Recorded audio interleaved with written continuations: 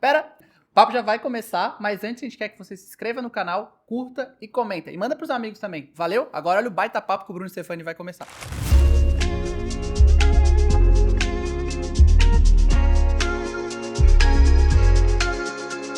Fala pessoal, estamos em mais um De Galho em Galho, o podcast oficial da Monkin. E convidado muito especial, o convidado número 1, quem voltar no podcast há um ano, 2 anos atrás, tinha o episódio 1 com o Bruno Stefani, cara que eu sou fã e falo pra todo mundo sobre isso. Acho que a Monkin deve muito e tem muito a agradecer ao Bruno, então toda vez que eu sento com ele, troco uma ideia muito legal. Então, bem-vindo, Bruno, se apresentar pra gente. Boa, obrigado aí pela recepção de novo, agora em Floripa.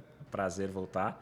Acho que a primeira a gente gravou lá na Paulista, né? Foi um lugar bacana também, mas aqui acho que é a casa de vocês, eu também estou me sentindo em casa. E bom começar o podcast sabendo que alguém está devendo para mim. Eu vou mandar o Pix daqui a pouco. Cara, eu acho que vim bater um pouco de papo sobre a minha tese de doutorado, né? Hoje eu sou doutorando, estou fazendo doutorado lá com o Silvio Meira, e a ideia é entender por que empresas tradicionais não conseguem construir novos negócios, né? A gente hoje vive num mundo em que, e até a história que me fez entrar no doutorado, em que a gente olha o Nubank aparecendo nos últimos 8 anos e os grandes bancos não fizeram nada nem parecido, né? Sim. Acho que é uma história que vale a pena a gente explorar aqui no episódio, mas, enfim, estou estudando bastante e tentando construir alguma coisa que serve para a Ambev, serve para o Itaú, serve para a Petrobras, serve para uma média empresa aqui no Brasil. Vamos ver o que sai do outro lado. Obrigado pelo convite aí. Não, obrigado por estar aqui. Apresentando o Bruno Head Global de Inovação da Ambev. Acho que para quem não conhece também, né? Vou falar um pouquinho. E a gente tem uma longa história aí de trabalho junto. Desde 4 anos atrás, o Bruno olhou para a gente e falou: tô precisando de uma agência aqui, não quero a galera aqui, as grandes, eu quero alguém que consiga me atender bem. E a gente começou uma relação muito legal. E são vários projetos e várias parcerias e vários conteúdos gravados. Acho que talvez o Bruno foi a pessoa que a gente mais gravou o podcast junto com a Ambev, junto com o pessoal. Legal. E entrando no seu doutorado, né? Sim. Onde que é? Como que está sendo? Cara, eu tô há 2 anos, fiz as disciplinas já, tô na parte de pesquisa agora. E é exatamente o que eu falei, assim, cara, como é que a empresa constrói um novo negócio? Hoje a gente vive, especialmente aqui em Santa Catarina, o boom das startups, né? E isso vai só crescer. A gente já viu acontecer em diversos setores, mas tem setores que ainda nem foram, entre aspas, disruptados. Não gosto mais dessa palavra, mas acho que explica bem, pelas startups. E, ao mesmo tempo, você vê a grande empresa com muita dificuldade de se reinventar. Quando você vai para a academia, vai estudar um pouco do que aconteceu nos Estados Unidos e outros lugares do mundo, você começa a perceber alguns fatores muito parecidos. O primeiro de todos é a maior parte das empresas que tenta fazer a transformação digital, que tenta se reinventar, 80% não consegue. Não quer dizer que ela vai desaparecer, que ela vai à falência. Ela só vai continuar fazendo aquilo que ela sempre fez, mas ela tem uma limitação de crescimento. E no mundo que hoje, quando você olha as maiores empresas do mundo, todas, tirando a Saudi Aramco, pegando as 10 maiores, operam como ecossistemas de negócios em cima de plataforma digital, você não tem mais setor. O que significa que alguma dessas empresas pode entrar no seu setor e provavelmente ela vai tirar espaço de uma grande empresa. E aí, olhando isso e vendo essas tendências, eu falei, cara, mas por que é tão difícil? Como é que a gente estuda? E acho que no meu cargo atual, lá na companhia, eu falei, cara, eu preciso aprender, né? Porque no fim do dia eu sou a grande empresa que precisa se reinventar. Eu não sou um empreendedor.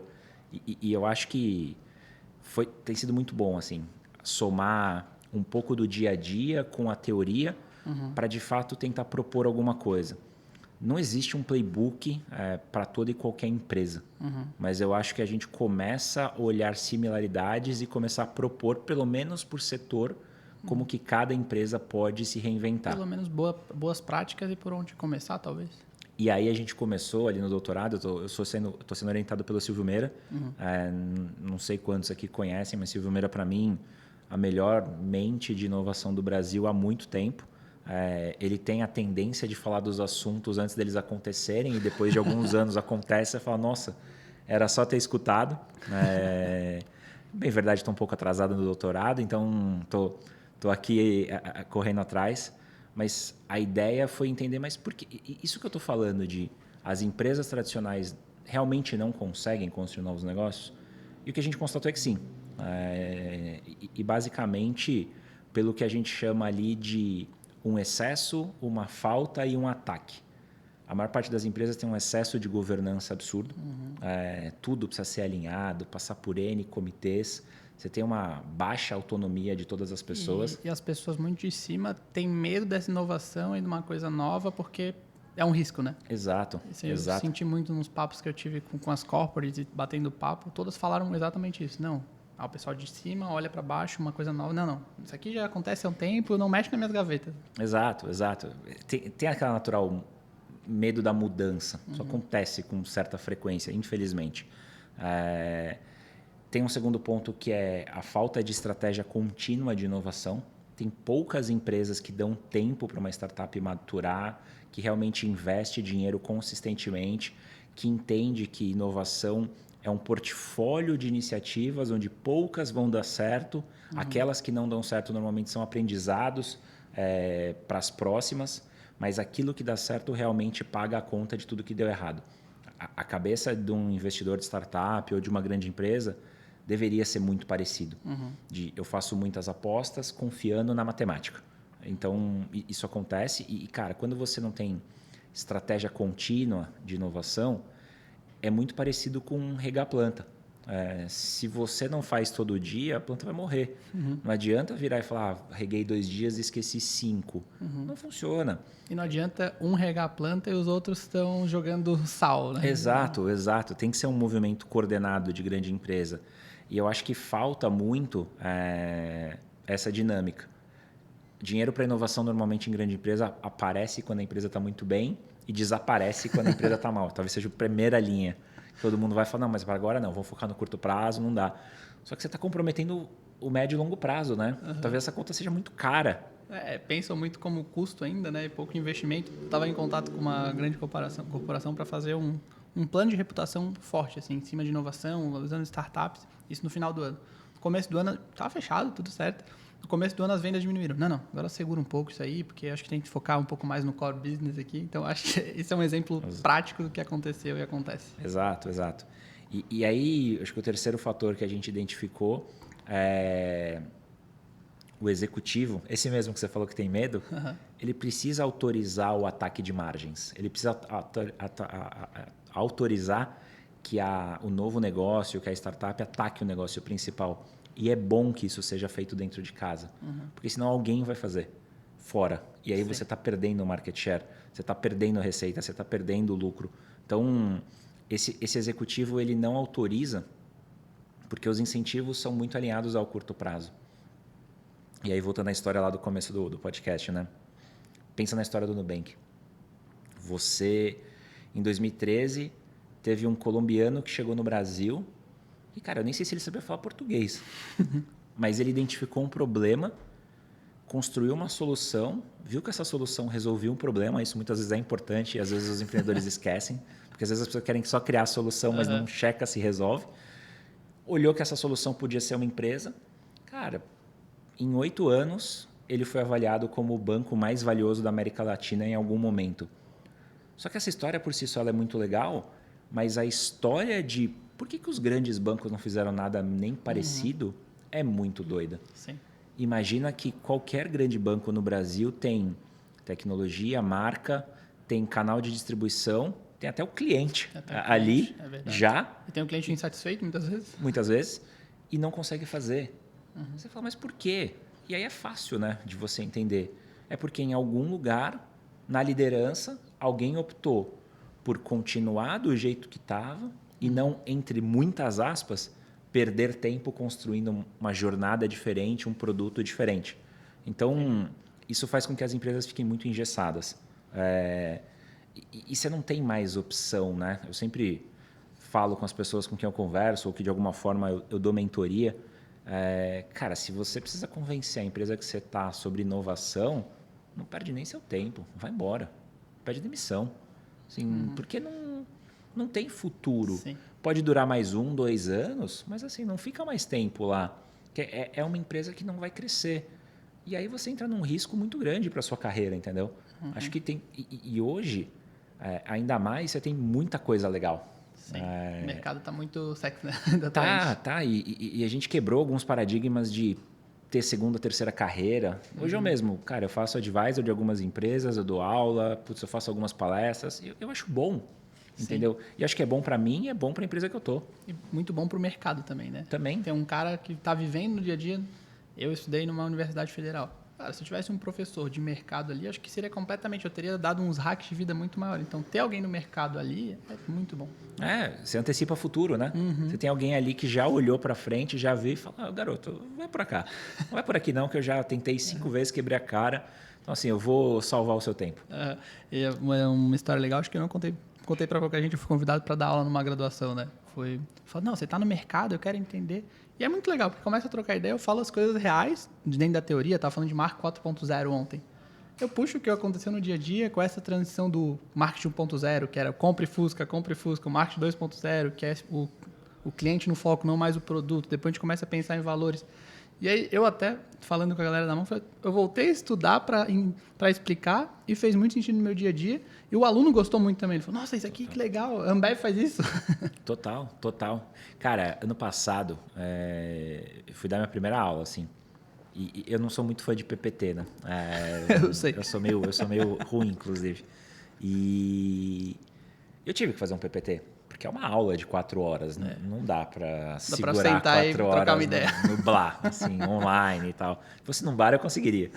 Mas eu preparei sei lá quantas versões do PPT. Eu olhei cada detalhe e isso é muito louco. Depois que passou e foi tudo bem, acho que as pessoas gostaram e tal, eu olhei e falei, nossa, mas eu me importo com isso, né? Sim.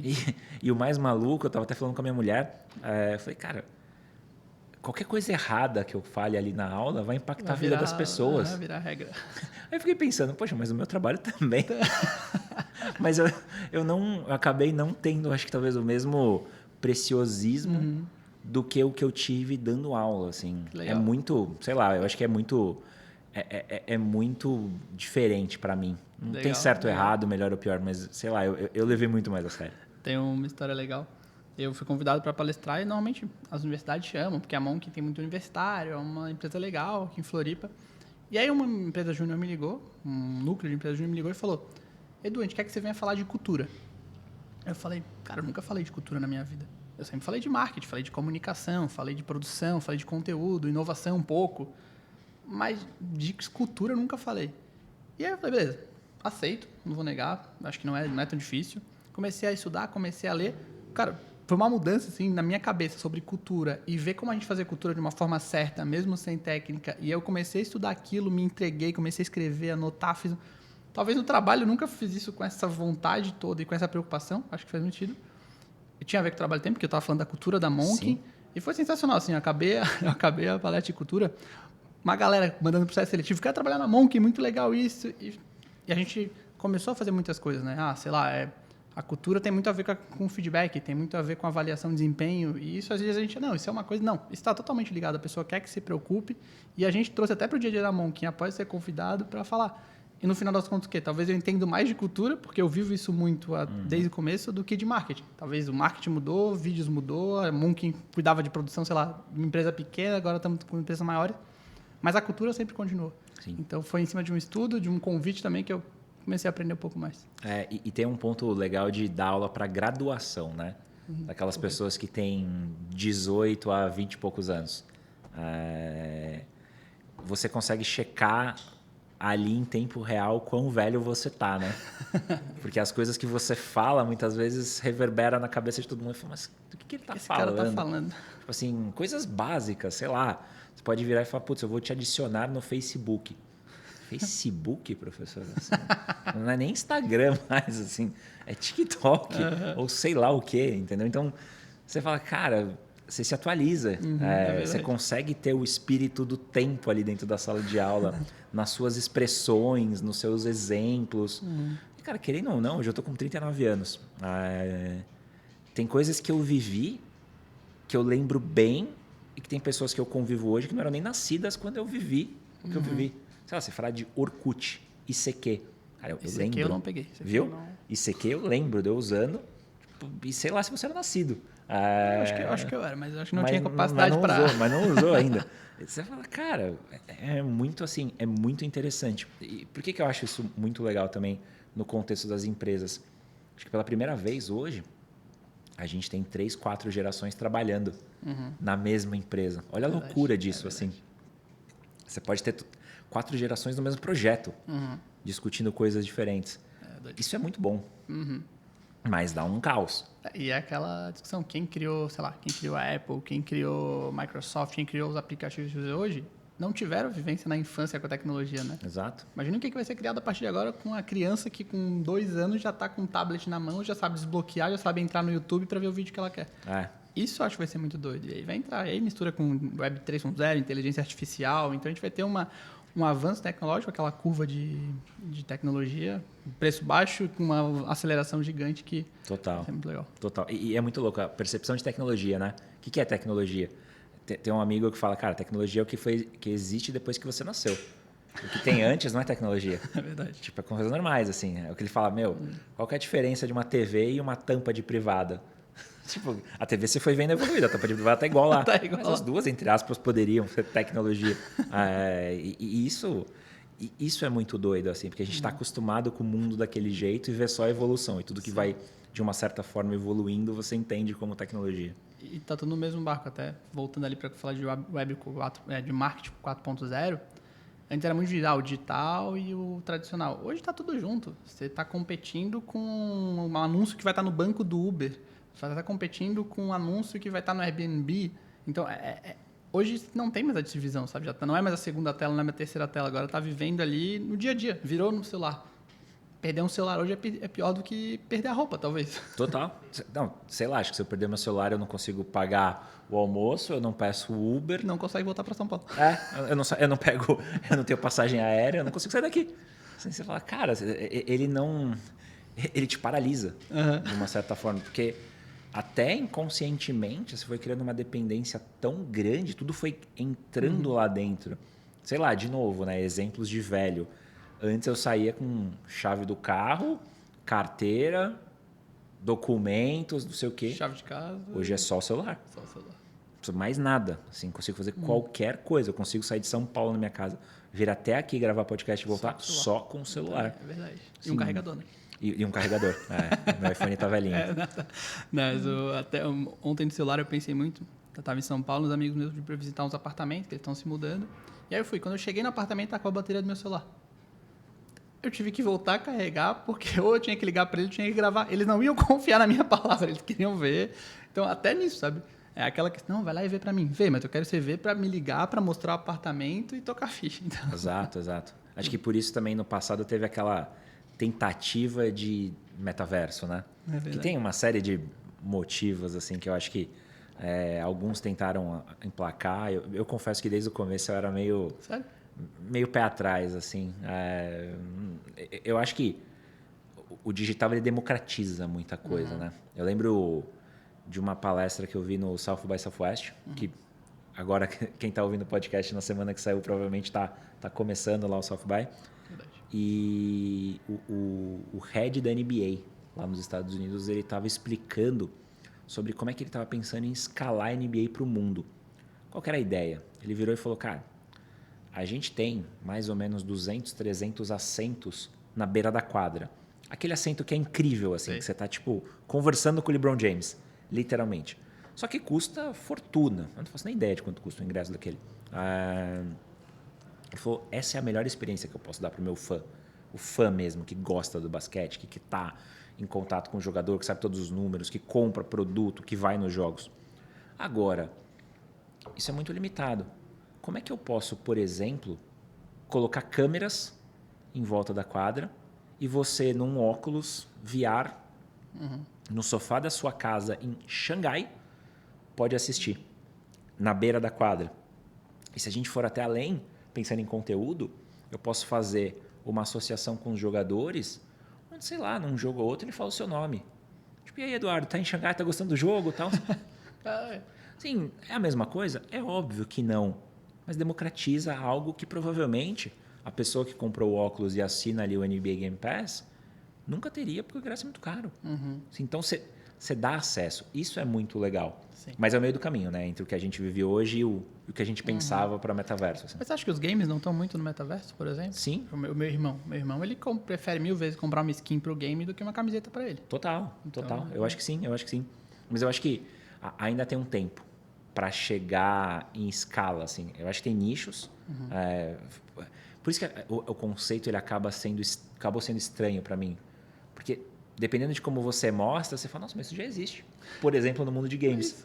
E quando você mostra de uma forma talvez mais avançada, você fala, mas isso eu não quero. Exatamente. Eu não quero ir num churrasco no metaverso, eu quero ir num churrasco vida real. É verdade.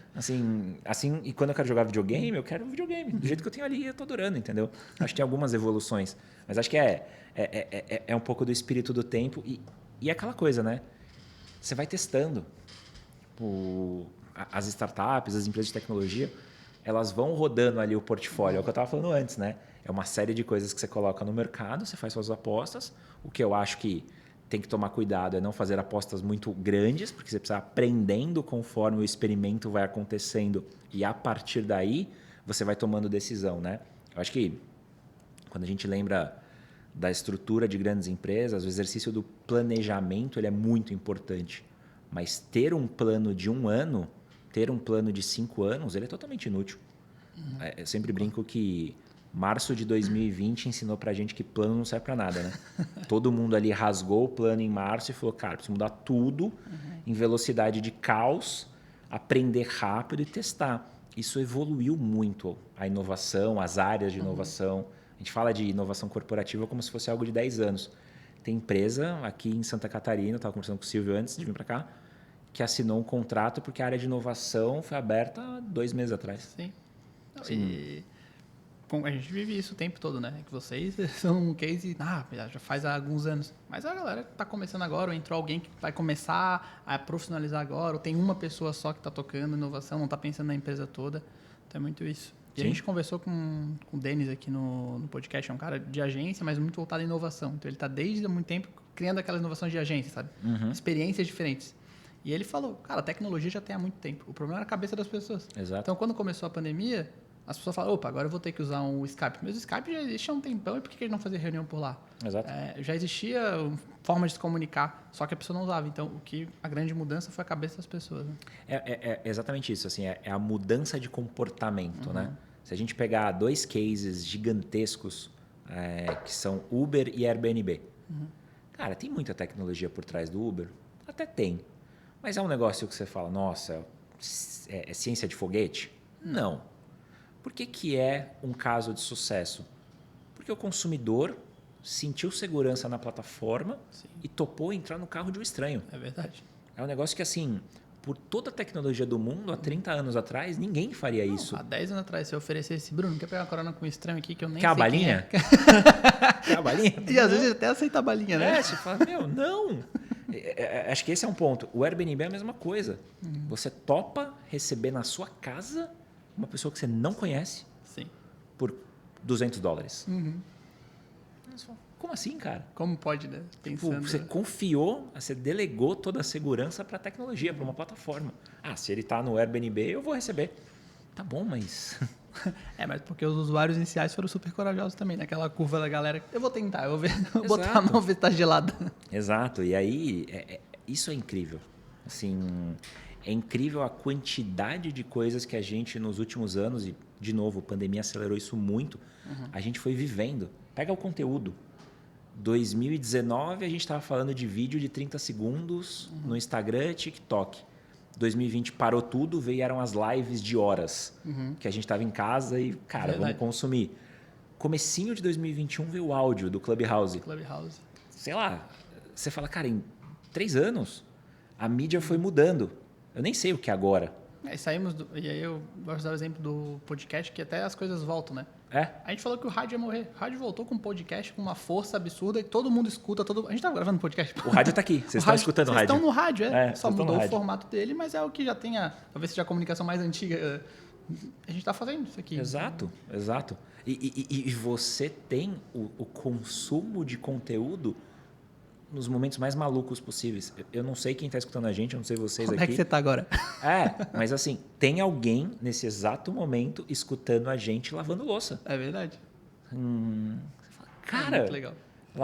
Ou trabalhando, ou no banheiro, ou correndo. É muito legal. é muito maluco isso, assim, de... Cara, a gente achou uma oportunidade de consumir conteúdo lavando louça. É verdade. Assim, que era aquele momento, entre aspas, inútil, que você precisava fazer. Ninguém gosta de lavar louça. Mas se de uma certa forma fala, cara, eu vou lavar uns meus pratinhos porque eu estou escutando um podcast que eu gosto. Quem nunca torceu para pegar um trânsito a mais só para terminar aquele podcast que tá muito isso, bom? É isso. Fala, Isso é um... Deixa eu ficar preso aqui nesse farol que tá legal, eu quero ver essa parte final. Eu já cheguei em casa, desliguei o carro e fiquei escutando até acabar. Beleza, agora eu posso ir. Isso é muito doido porque é um conteúdo bom, relevante e faz sentido pro meu momento. Não, isso é incrível, assim. Eu acho que a explosão do conteúdo está sendo demais. E é muito louco, né? Porque ao mesmo tempo que você tem a era de ouro do conteúdo, que é o que a gente está vivendo, você tem uma crise muito grande no jornalismo tradicional. Verdade.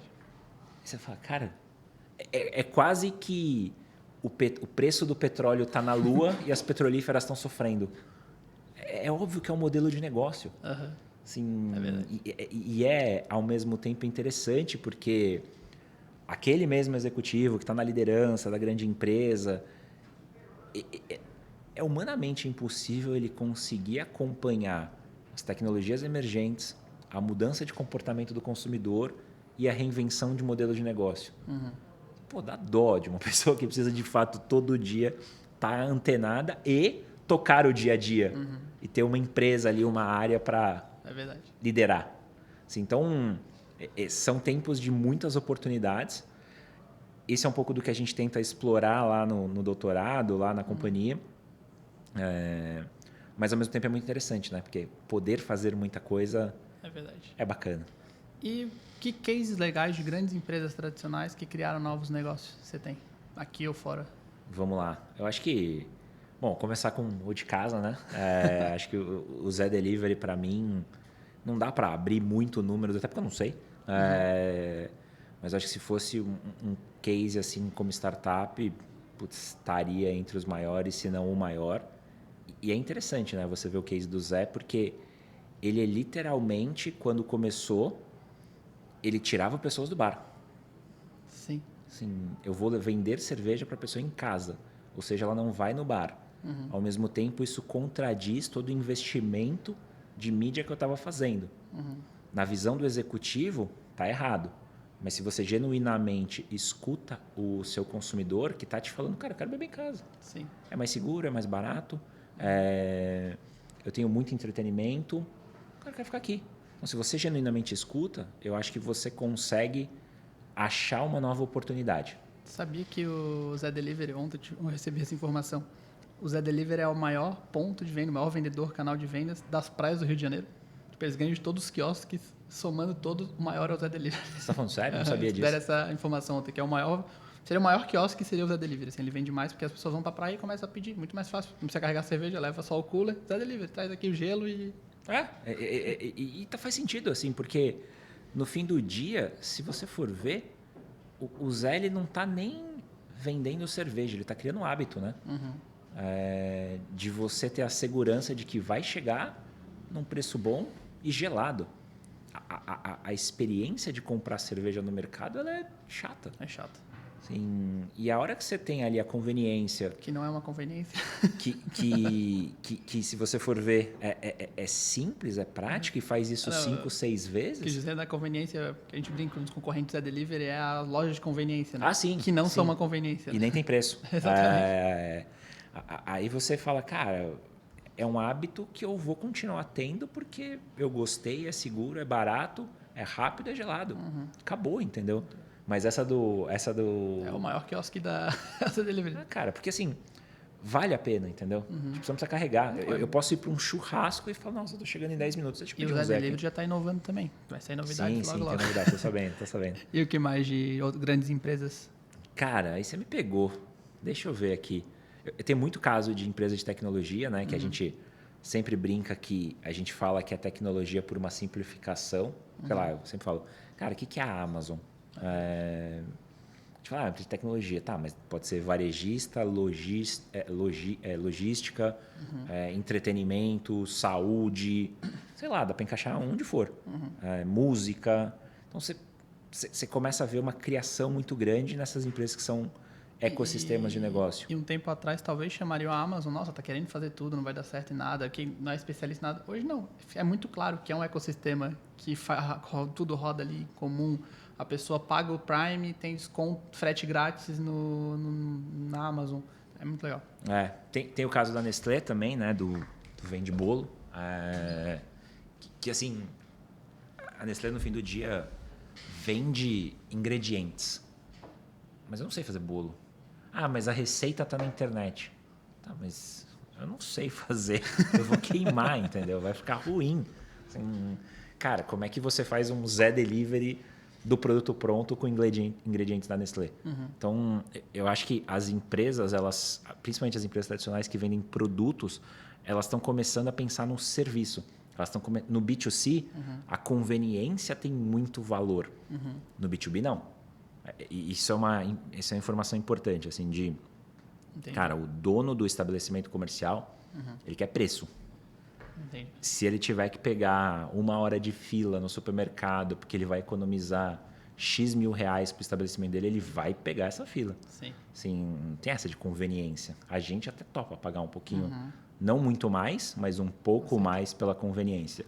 No fim, o Zé, cara, é o preço do mercado com a taxa de entrega. Assim, e a taxa de entrega não é alta. Ontem eu escrevi no evento que eu estava, escrevi um negócio legal que o pessoal falou. Que a inovação está muito ligada ao Ambev quer parar de ser só uma cervejaria. A Drogasil quer parar de ser só uma vendedora de remédio. E, N exemplos, a Natura quer parar de ser um vendedor de cosméticos só. E quer entrar em serviço, quer entrar em participar da vida do cliente e ser um ecossistema, né? E se você olhar, as maiores empresas do mundo não necessariamente têm o melhor produto, mas ela tem a melhor distribuição. Cara, pega a latinha de Skol, a latinha de Bud, em qualquer lugar do planeta que você foi, tinha. Pode ser no meio do rio Amazonas, aconteceu comigo. Entrei numa casinha de madeira ali, que era uma mini vendinha, e tinha uma Skol ali. Você fala, cara, como é que chega? Ou pode ser, sei lá, numa praia no meio da Tailândia. Tem ali a Bud gelada. Você fala, como é que chega isso aqui? Assim, e chega. A disponibilidade, ela é infinita. Então, percebendo isso, as empresas começam a olhar a sua distribuição, começam a olhar o seu ecossistema, seja de clientes, mas pode ser de fornecedor também. E falar, cara, tem oportunidade aqui. Eu consigo construir novos serviços que geram receita adicional e alavancam o meu negócio. Entendi. É isso que eu acho que a gente está vendo. Estamos só no começo. Falta... Dessa história. Não, acho que a humanidade. A teoria, se você olhar, veio muito da China, né? Tem um livro muito bom que chama Smart Business. Em português é Alibaba, a Estratégia do Sucesso. Que basicamente é o estrategista do Alibaba contando o que é esse Smart Business. Como é que você constrói, como é que você entende os dados do seu ecossistema e faz a criação de novos negócios orientada a dados, através de tecnologia, de uma maneira muito mais fluida. A leitura, assim, primordial para quem está querendo pensar novos negócios. Pode ser uma startup com uma ideia, pode ser uma grande empresa tentando se reinventar. E o que a startup que está escutando a gente pode buscar dessa empresa tradicional? Porque não é só coisa ruim a empresa tradicional, né? O que a startup pode olhar para lá e falar, posso tentar ser assim no quê? Eu acho que a startup talvez seja o melhor sócio da grande empresa para a construção de um novo negócio. Porque a grande empresa tem o problema, tem a oportunidade. E a startup tem aquela solução fácil, que é muito mais barata, tem muito mais qualidade, muitas vezes, do que você construir uma nova área. Vamos pegar a Monki. Eu poderia, naquele momento que a gente se conheceu, falar, poxa, eu acho que eu vou gerar muito conteúdo, a gente vai fazer muita coisa interessante, eu vou criar um departamento aqui dentro da minha área e vou contratar pessoas de mercado para fazer isso. Poderia. Tinha todos os... Poderia. E aí você fala, mas não precisa. Vamos operar pensando o plano, pensando o ecossistema, colocando parceiros de forma que todo mundo cresça. Eu acho que para o empreendedor que está escutando a gente, achar aquela grande empresa que pode ser quase que aquele seu primeiro grande cliente que vai te ensinar, que vai te dar um desafio, que vai te dar receita, que vai fazer você realmente crescer o seu negócio e provavelmente vai abrir portas para outras empresas, é muito importante. Assim, hoje, mais tarde, a gente vai bater um papo com alguns empreendedores aqui em Santa Catarina e a ideia é, pelo menos do meu lado, tentar falar, cara, como é que você vende para uma grande empresa? O que você deveria fazer? O que você não deveria fazer? Então, eu acho que assim, a grande empresa quer cada vez mais, ela não necessariamente sabe lidar com startup, com tecnologia, com risco, com inovação, mas ao mesmo tempo ela precisa. Então, vai acontecer. Eu acho que vai colher os frutos aquele empreendedor que conseguir ter esse relacionamento e conseguir, de fato, ao invés de prometer muita coisa, que acho que é até um ditado famoso do ecossistema, né? O famoso fake until make it, é realmente falar, cara, como é que eu posso ser propositivo? Como é que eu posso, ao invés de tentar te enganar dizendo que tecnologia aceita tudo, que dá para fazer, eu entendo uma prova de conceito paga pela grande empresa, onde eu provo que aquilo que eu estou falando que eu vou resolver vai ser resolvido do jeito que você espera. E depois a gente vai escalando passo a passo. Assim. A gente não consegue mais dar saltos muito altos, muito longos nessa negociação. A gente precisa ir passo a passo, porque ninguém tem bola de cristal. Eu vou colocar o chat GPT para fazer o conteúdo. Cara, sei lá o que vai acontecer, entendeu? Mas você faz 1, faz 2, faz 10 e vai devagarzinho crescendo. É uma jornada que não precisa ser lenta. Essa é a diferença. Você pode ir rápido, mas você precisa entender que é uma jornada. Sim. Assim, que vai demorar um pouquinho. E tá tudo bem, entendeu? Porque você está indo de uma maneira fluida. O que normalmente paralisa a grande empresa é quando ela faz uma aposta muito ousada num lançamento nacional de um produto ou numa campanha de abrangência global, isso dá errado. O controle de danos, a gestão da crise ali custa muito caro. Entendeu? Às vezes custa a marca. Então, ser rápido, ser fluido, de uma certa forma errada teoricamente, mas ser ágil aqui, eu acho que faz o sucesso das empresas que estão querendo crescer cada vez mais. Legal, estamos indo para os finalmente aqui. Acho que baita papo, sempre é muito bom. Eu aprendo muito e tenho certeza que quem está escutando também. Para encerrar, queria que você desse 2 dicas para a galera aí. A gente já sempre pede 2 dicas, mas em cima do papo, em cima do doutorado, em cima do que você está vendo no mercado. Tá. O que você dá dica para quem está escutando? Cara, eu acho que a primeira é o livro do Ming Zheng, né? A Smart Business, a história do Alibaba, de como que foi pensado ali. Cara, e uma segunda, acho que essa semana começa South by Southwest, né? Acho que vai sair muito reporte bacana de tendência, de mercado. Recomendo 2. O da M-Web, que vai sair nos próximos dias. Fica de olho, vai aparecer provavelmente. Então, o dela, Tendências 2023. E tem um de design do John Maeda, que também vale muito, muito a pena.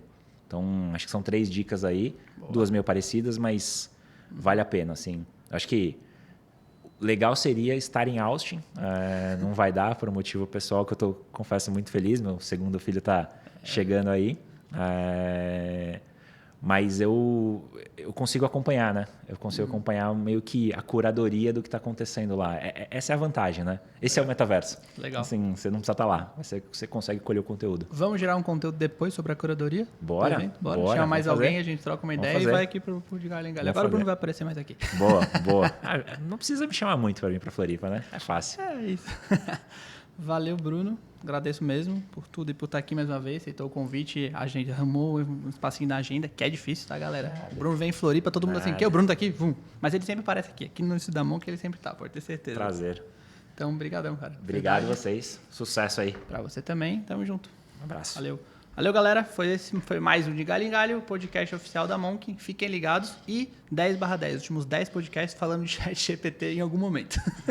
Valeu, até mais.